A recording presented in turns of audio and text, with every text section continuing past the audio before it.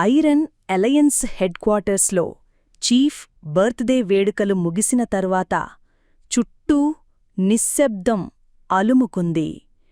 గోడలపై వేలాడుతున్న జెండాలు, లైట్లు, పూల అలంకరణలన్నీ ఇంకా ఉత్సవ వాతావరణం మిగిల్చినట్లుగానే మెరిసిపోతున్నాయి. కాని లోపల మాత్రం ఒక అర్థంకాని ఆవేదన సాగర్ మనసులో పెరుగుతోంది. అందరూ వెళ్ళిపోయాక కూడా అతను అక్కడే కూర్చోని ఉన్నాడు. ఎందుకంటే తన మనసులో తన గురువు అలియన్స్ చక్రవర్తి వస్తాడనే నమ్మకం.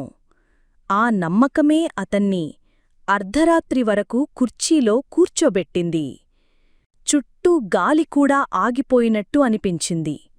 ఆ నిశ్శబ్దాన్ని చీల్చుకుంటూ ఒక్కసారిగా ఒక శక్తివంతమైన కాంతి మెరుపు అక్కడ ప్రత్యక్షమైంది.